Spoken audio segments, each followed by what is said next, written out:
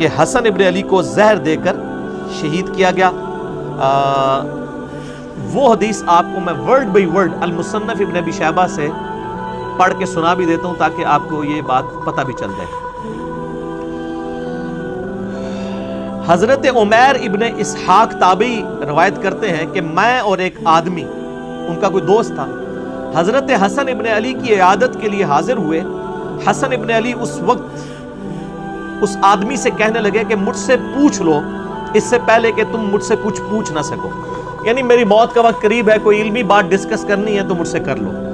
آپ دیکھیں کہ علم کتنی بڑی چیز ہے، یعنی اہل بیت میں سے پھر نبی علیہ السلام کے نواسے سیدنا حسن ابن علی، وہ موت کے وقت بھی کہہ رہے ہیں کہ کوئی علمی بات مجھ سے ڈسکس کرو۔ اس لیے میں کہتا ہوں علم حاصل کرنا یا علم سکھانا یہ ہزاروں سال کی عبادت سے بہتر ہے، نفلی عبادت سے، اس سے پہلے کہ تم مجھ سے پوچھ نہ سکو۔ ان صاحب نے کہا کہ میں آپ سے کچھ نہیں پوچھنا چاہتا، اللہ تعالیٰ آپ کو عافیت عطا کرے۔ راوی نے فرمایا کہ حضرت حسن کھڑے ہوئے اور بیت الخلاء میں داخل ہوئے، پھر بیت الخلاء سے واپس ہمارے پاس تشریف لائے اور ارشاد فرمایا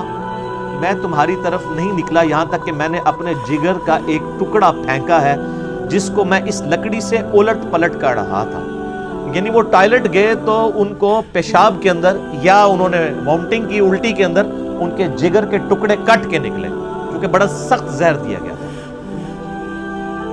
مجھے کئی مرتبہ زہر پلایا گیا لیکن اس مرتبہ زیادہ سخت، اس سے زیادہ سخت چیز کوئی اور نہیں تھی، یعنی اس دفعہ جو مجھے زہر دیا گیا وہ بہت سخت تھا جس کی وجہ سے میرا جگر کٹ کے باہر نکلا۔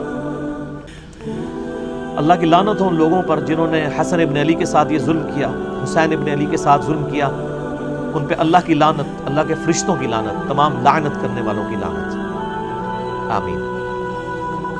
حضرت عمیر تابعی کہتے ہیں اگلے دن ہم صبح کے وقت دوبارہ عیادت کے لیے گئے تو وہ اس وقت جان کونی کی حالت میں تھے، یعنی وہ حالت نزع میں تھے۔ عمیر کہتے ہیں کہ حضرت حسین علیہ السلام ان کے پاس آئے، ان کے سر کے پاس بیٹھ گئے، یعنی حسن ابن علی نزع کے عالم میں لیٹے ہوئے ہیں اور ان کے چھوٹے بھائی حسین ابن علی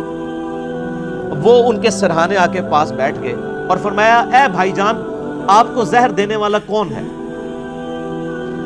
تو حضرت حسن ابن علی نے فرمایا کیا تم اسے قتل کرنا چاہتے ہو؟ تو انہوں نے فرمایا جی ہاں۔ تو حضرت حسن نے فرمایا اگر وہ وہی ہے جس کے بارے میں میرا گمان ہے تو اللہ تعالیٰ اسے سخت سزا دینے والا ہے، اور اگر وہ بری ہے تو میں یہ پسند نہیں کرتا کہ ایک بری آدمی میری وجہ سے قتل کر دیا جائے۔ یعنی انہوں نے کہا مجھے اسیسمنٹ تو ہے کہ مجھے قتل کرنے کے لیے زہر کس نے دیا ہے، لیکن چونکہ حضرت حسن کو علم غیب تو کوئی نہیں تھا نا، یہ تو آپ کے بزرگ بابوں کے بارے میں دعوے ہیں نا،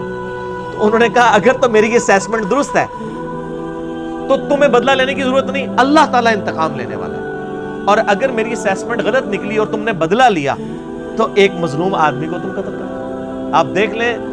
موت کے نزع کے عالم میں بھی انصاف کا دامن اہل بیت اپنے ہاتھوں سے نہیں جانے دیتے تھے۔ تو یہ حدیث مصنف ابن ابی شیبہ